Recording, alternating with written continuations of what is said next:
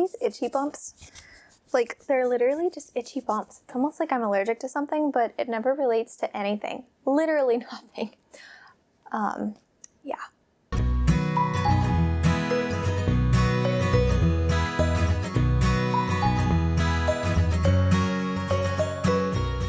So I debated on whether or not to share this with you guys, because this is kind of along the lines of a how-to that I haven't mastered yet.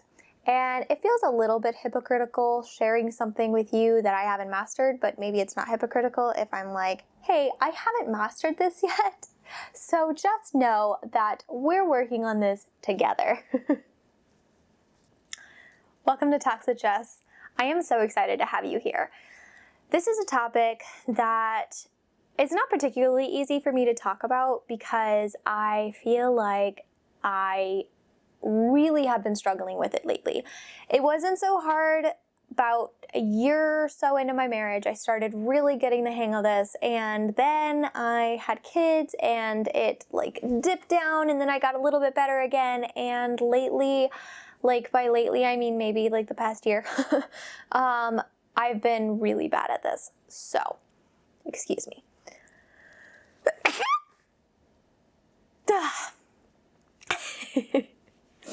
Anyway, so a long time ago, I can't even tell you when or where I heard this, but a while back, I heard somebody say that the man is the leader of the home, but the woman sets the emotional tone. And I think that this is kind of true no matter where you put the woman, right? Women set the emotional tone, I think, because we are just by nature more emotional, like more emotionally, we lean more towards the emotional side, right? That's just how God made us. And B, I think we pick up on emotion and feelings and stuff a lot more. So because of that, let's say, for instance, to make my case, put a bunch of women in a room.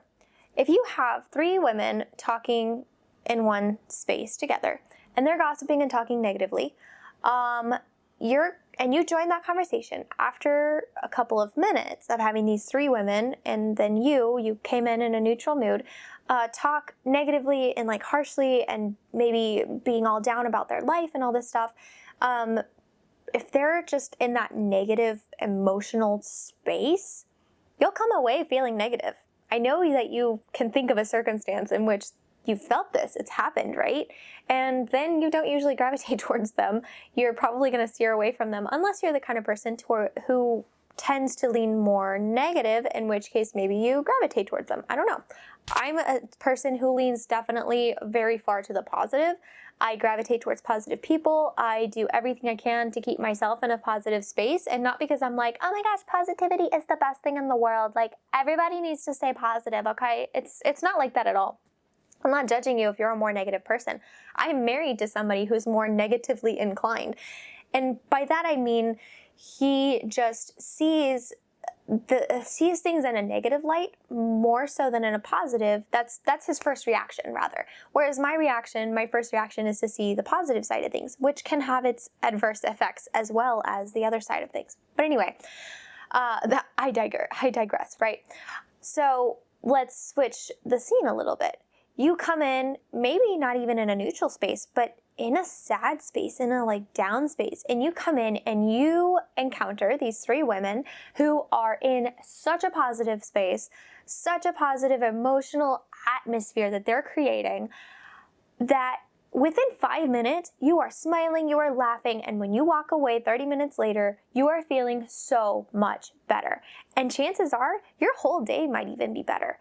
I have this happen to me a lot. I have a mom's group that I like to go to, and there are some days where I just come in and I am just down and just bogged down by life, right? Give me 2 hours with those ladies and I come away feeling so refreshed. Sometimes it lasts like 2 days. So women set the emotional tone, right? We are the thermostat when it comes to the emotional tone. We decide how it's going to be. If we're not being active about this and we're being very passive, that is going to go wherever we're feeling. It is not going to be on purpose. It's just going to happen. It's going to just fly all over the place. If you're having mood swings, the emotional tone is going to swing with you. That makes this particularly difficult. It makes it very, very hard. And when I am in a space where I'm feeling very solid, where I'm feeling like I can conquer the world, I'm feeling balanced, I'm feeling whole, I'm feeling stable, I am super good at setting a great emotional tone. Like, my husband will come home and he's in a grouchy mood because of work, and within 30 minutes he's caught on to my silly, happy, fun nature, and he is right alongside with me. Likewise, when I am feeling unstable, out of control, super emotional, all over the place, and getting mad easily, I'm a grouch. I am no fun to be around, and I feel terrible. Because in those times, like, I have to force myself to be around my family and to be in this space, even though I know I'm not creating a good emotional space, but I have responsibilities and I can't just run away and hide because I don't feel like dealing with life, right? And there have been times where my husband, a lot of times lately, I'm going to be honest with you, where my husband will come home from work and he's actually in a good mood. He's in a great mood because work went well and all the things, and it's been great. And I don't greet him when he comes home, and I'm annoyed and yelling at the kids and verging on tears. That one's not as big of a deal. But if I'm just in a crap mood and I'm being grouchy and I'm yelling at everybody and all the things, like, within 30 minutes, he is grouchy with the kids, and I get mad at him because you're not supposed to be that way towards them, blah, blah, blah. And then I'm like, he's literally just doing the same thing that I'm doing because it's rubbing off because I'm setting a crappy emotional tone. Now, with all that being said, does that excuse him for his reaction to things? No, I'm not giving him an excuse and saying that because I set a bad emotional tone, that allows him to be and do whatever he wants in a bad way or whatever, or like, I'm responsible. If he's happy, I made him happy. No, it's not like that at all. But what I am saying is we have influence, right? We as women have a lot of influence in this space. And I don't think that we take that very seriously. Or rather, I don't think that we realize how much of an influence we really have. How much of a leadership role we have in this area.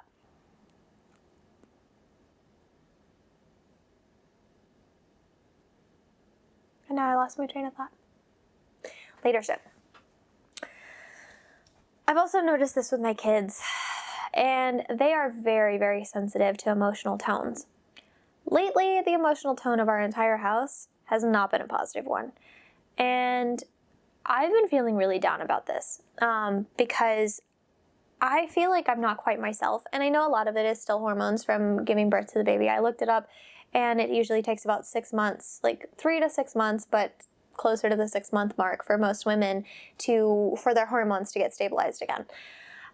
So I know that it has a lot to do with that, but I also know that I've been making really bad decisions when it comes to how I react, how I spend my time, the ways that I set up my day, my laziness. I mean, there's a lot of factors, and in a lot of ways, I have shied away from my relationship with God in certain aspects. I've been trying to rectify that as of late, and I've been noticing some things. But it does get discouraging when I try for a couple of days and I'm still not doing great. And I'm like, I'm just terrible at this, so why even bother, right? But I've been trying to just press on regardless of how I've been and where I've been at. So, what have I learned in this area on the times that I have been successful in implementing this? Well, how you greet people sets a huge tone. This is just a general thing, right? How you greet your kids when they wake up from their naps or in the morning, how you greet your husband when he comes home. This also has to do with how you say goodbye. That's not, it has a thing, but it's not quite as big of a deal. But how you greet somebody when you come into their presence or they come into yours is a big deal. And so I try to remind myself whenever I go to get the kids out of bed, even if I'm not ready for them to be up, even if I walk in to poop mess or something like that, to greet them and to be kind and happy, because on the times that I don't greet my husband with a hug or with I'm so happy to see you, or, I don't greet my kids with, hi, how are you, blah, blah, blah. They, like, if I don't greet them with that, it's not the end of the world. But especially on the negative side, if I, my husband walks in the door and I'm just like, don't even talk to me right now. I'm in a crap mood. I just need to finish washing these dishes so that I can be done because I'm exhausted, right? That may be true, but if that's the first thing that comes out of my mouth when he comes into my presence, he goes into turtle mode, into his shell, gone. And it might take a lot of coaxing to get him back out. And if I'm not in the mood, that's not going to happen. And our whole night has just been shot because I wasn't careful with how I greeted him. Likewise, if I walk into my kids' rooms and my daughter has done something that she knows she's not supposed to, and my son is crying, and I just start getting all over my daughter's case for all the things that she did wrong, and that's the way I greet her, our days spiral pretty quickly, and it makes me upset. Likewise, with all of this, how you try to set the emotional tone for your family also works for yourself. Like, it sets your emotional tone within yourself as well. I can be in a terrible, terrible, terrible mood, but if I'm trying to set a great emotional tone for our family and I'm trying to keep the environment good and positive and happy, eventually my feelings follow suit. And it's just all about leading the heart, right? I think that that's biblical. I really do. I think that that's incredibly important, and I think that that's something that is missed because we like a more romanticized version of the world where we just follow our hearts and everything is great. But it's not, because if our hearts are allowed and our feelings are allowed to dictate everything, then honestly everything's super unstable, and if you spiral into a bad mood, it's really hard to get out of it at that point. So, moving on. You greeted them well. What follows, right? Listening is great. It's a huge deal. Being playful and fun up until, before it gets fake. Like, if you're really not feeling it, if you're having a terrible day, shoot for neutral. Let's say you have a 0, -10, and +10. I guess that would be reversed on the camera, but let's say you have a +10, a 0, and a -10 scale, okay? If you are at a 0, then shoot for 5 points above, right? If you're at a -5, shoot for a 0. If you're at a -10, still shoot for 0, because anywhere in the negatives is really not going to be good. But shoot for what you can actually accomplish with your current state, right? If you're at a -10, if you are at the lowest of lows, the worst of worst is that a word? Whatever. You're not going to be able to make it to a +10. Like, you are not going to be at your best self when you're at your worst self. It's just not going to happen. You might make it there if you have like a long-term goal of like, I'm going to take these baby steps for the next month and get myself out of this pit that I'm in of terrible depression and horrible awfulness. And I'm going to I'm shooting for getting into the positives in a while. That's good. Do that. Like, that'll be great. But on the short term, on the day-to-day, if you wake up and you're in the worst, most awful mood, don't shoot for super positive, because it's just going to be fake and it's just going to exhaust you and it's not going to work. Shoot for what's realistic, right? But don't stay where you're at. Always shoot for better than where you're at.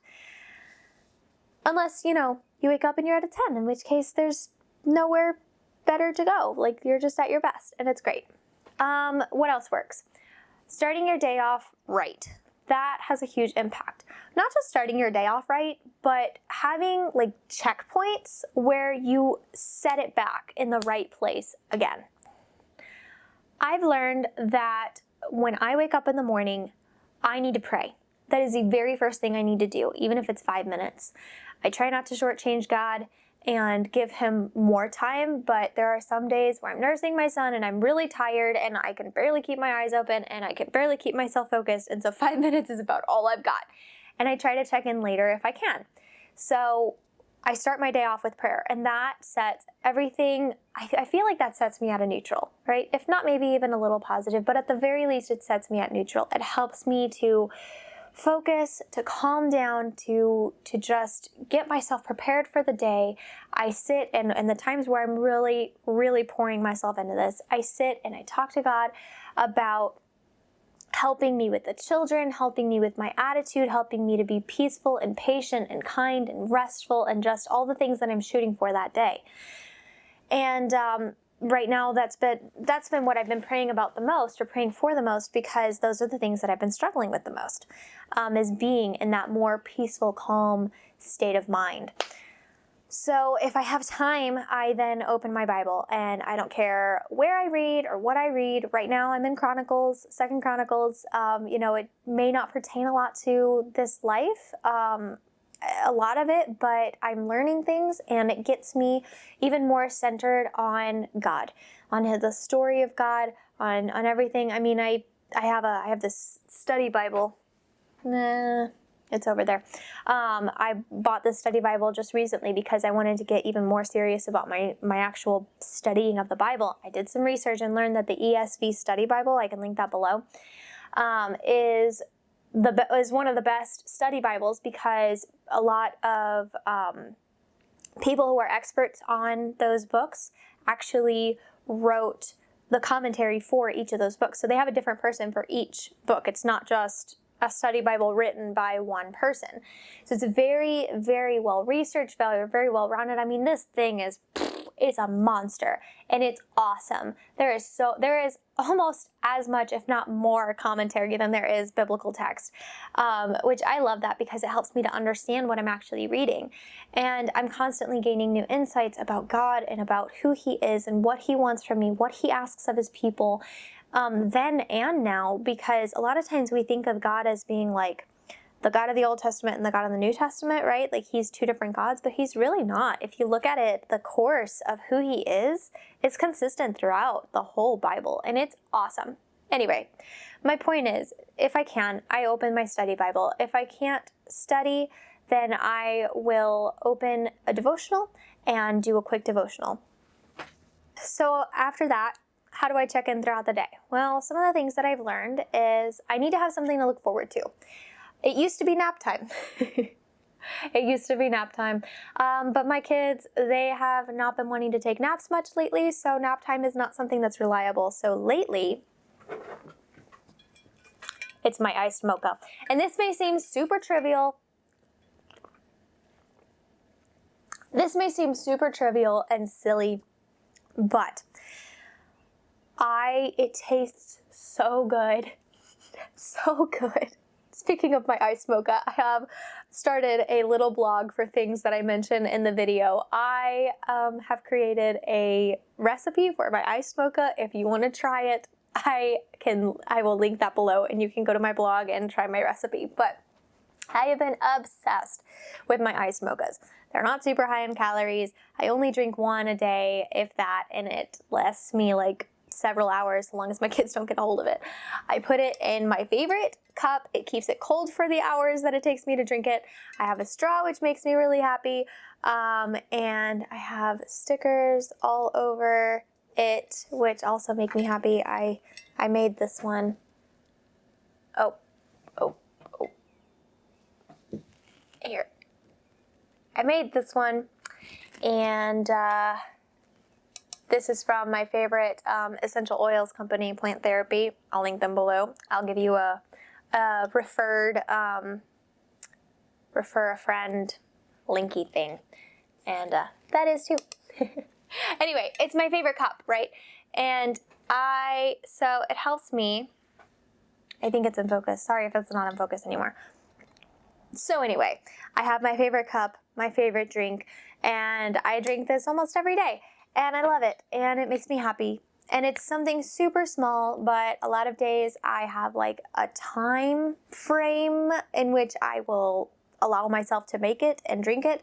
And that's what I look forward to. So I tell myself, another hour, Jess, another hour, and you can have your mocha. So that kind of helps me to just keep chugging along and try and keep myself in a good place. It refreshes me, rather. Some days I plan outings with my kids.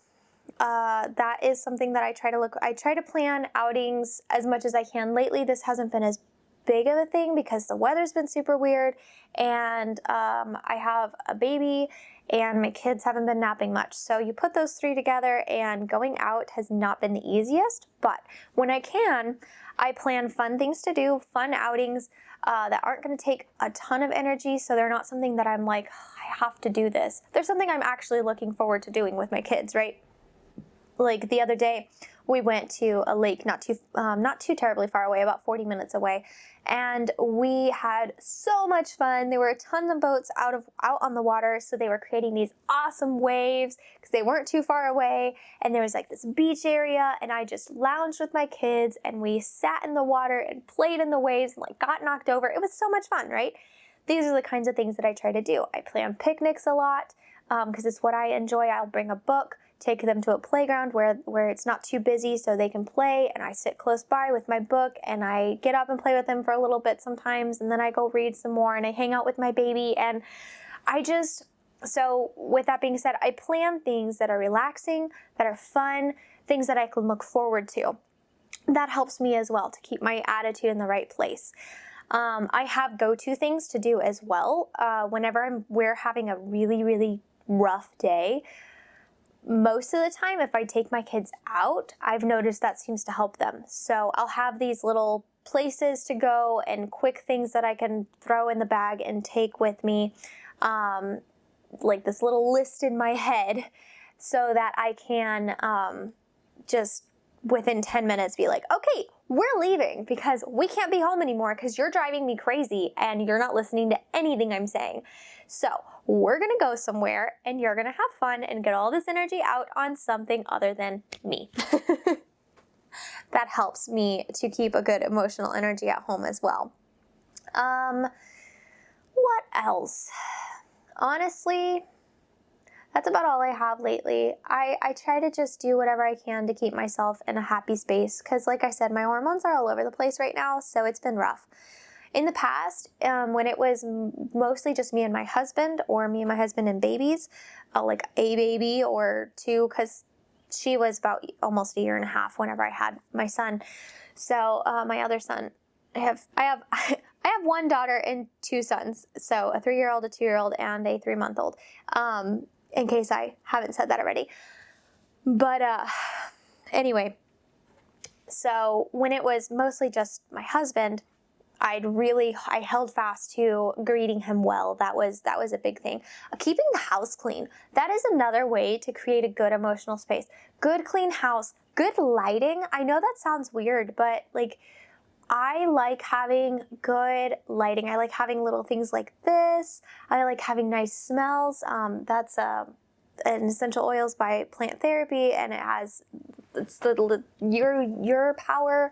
Well, anyway, my little diffuser, it's awesome. I can link it down below and talk about it in another video. But I have like several of these that my mom bought for me, and they're fabulous. I like to run them throughout the house and just have pretty lights. It's honestly simple things, but mostly the hardest, like that's easy. Creating a nice space environmentally and all of that, doing fun things, those are the easy things, right? It's keeping your emotions in check. I think that is the hardest. That's where I struggle the most anyway, keeping my emotions in check. I am a highly emotional person. And so trying to keep myself in a good headspace, not easy. Yoga helps me a ton. So yoga, reading the Bible, meditation, prayer, just sitting in quiet sometimes, reading a good book, listening to a podcast. I do all of these things to kind of keep my brain active, because I think that's part of, for me anyway, part of my up and down and all over the place oftentimes is I am so bored. I'm bored and I'm lonely. And those are two things that I think stay-at-home moms deal with a lot. If you're not a stay-at-home mom and you're a working mom, then you have a whole nother host of issues. You are probably so exhausted. Stay-at-home moms are tired too, but man, working moms, I applaud you. I couldn't imagine it. I've done it here and there throughout being a mom, and that is tough. That is so hard. You have so many things that you're dealing with, not just on the outside, but on the inside too. And I mean, that's mom life, right? Like, we have so many emotions. So many things and so many negative thoughts. And the biggest, I guess my point is, what I've learned is you have to know yourself, know what works for you, and know how to keep your headspace in a good place. And that will help you create a good emotional tone. There are things that you can do on the outside to lead you. Absolutely. How you greet people, how you speak, to what you say and how you say it has a huge deal. If I walk into my kid's room and to lay them back down because they have not been sleeping, and I charge in and I get mad and I grab my daughter and I lay her down and I say, "You get to bed and you need to sleep right now," I come out of there really upset. But if I stop right before I walk in the door, I take a deep breath, I go in, sometimes I can't say anything because I know if I say anything, I'm going to get mad. So I just don't say anything at all. But on the times where I can manage to say things and to I know I'm going to keep myself in good control and I'm going to be fine, I pick her up, I lay her back down, I say, "Please go to bed. I love you. I need you to sleep." Okay? And I say it in that tone of voice. And I leave the room. And as I'm leaving the room, I tell both of my kids that I love them. They share a room. And I close the door. And I come away from that maybe frustrated, but in a much better mindset than I do in the other circumstance, because I'm not angry. I'm not mad. Because that anger, it carries through the next hour, 2 hours, 3 hours, the rest of the day even. And honestly, I've found out that if you get into that cycle of being mad at your kids or being just in this negative, depressed space, I use depression kind of lightly. Obviously, if you're legitimately depressed, that's a whole different ball of wax. But we sink into environmental depression and circumstantial depression a lot, where it has to do with the circumstances. And I think that's a huge thing with moms. As a mom, I deal with that a lot. As someone who is already prone to being depressed.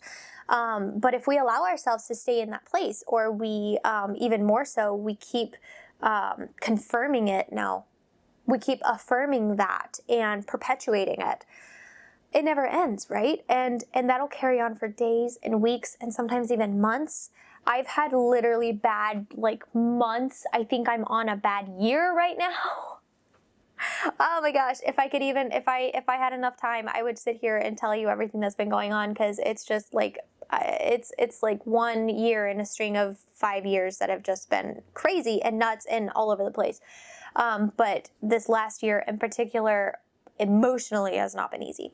At least the last 6 months, for sure, the last 6 months. But anyway, I digress. I feel like I went on a lot of rabbit trails today. But my original point. Emotional tone. Not an easy thing. Still your responsibility. It's still something that you hold leadership in. It is still something so important. So if your home isn't a happy one right now, I'm not saying it's your fault.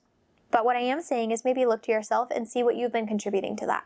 How you have been maybe perpetuating that unhappiness or that negativity in your home, and see what you can do to change it. And even if it has nothing to do with you, even if you've been at neutral, maybe see what you can do to pump it into the positive and get to a space where you are creating a very happy, super positive emotional space. Find a way to well that up inside you so that you're not being completely fake and, not yourself. And see what you can do to improve that emotional space, and try it. Start out with starting your day right and greeting those in your family, those in your home, in a super, super happy, positive way. Just start with those very two easy things and see how it changes things. Do it every day for a week and see where you're at. See how maybe it helps you guide yourself and lead yourself into a happy space, because happiness is one of those things that is so cool, because you may have to force it when you first start, but let's say your kids then bounce that back to you twice as strongly as you give it to them. And then it comes more naturally every time you bounce it back to them. And it just becomes this volley over the net that increases in happiness, right? And eventually it gets to the point where you're not even thinking about it. It's not even something that you're forcing yourself to do. It's not even something you're doing super actively, because now it's just happening because you created that happy space and it has its own momentum now. You started it, but it just gets to where it carries on by itself. I don't know. Try it. I'm doing it. I'm doing my best at it, which still is probably not the greatest, but I'm trying really hard.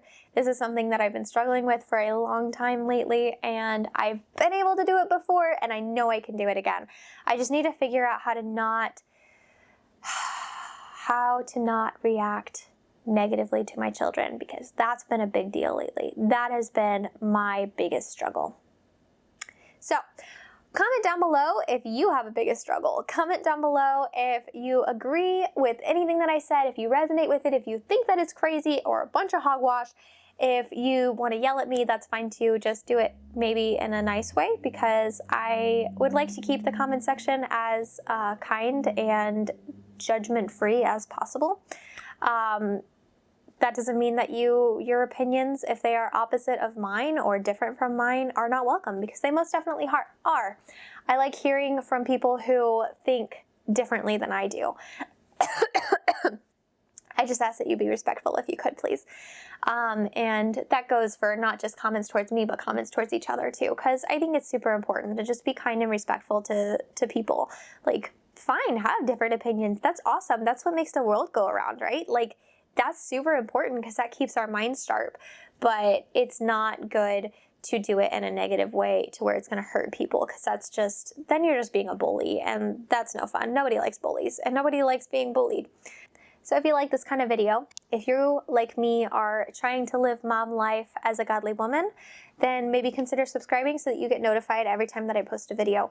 I post every Tuesdays and Saturdays right now, and I am loving it. I love making these videos. If you have any ideas on videos that I could make in the future that you would like to, or thoughts you would like to hear from me, questions you want to ask, whatever, please just leave them down below and I will get to them if I can. Yeah, I think that's it. Have a great day. Have a great day, guys. And thank you for joining me here on Talks with Jess.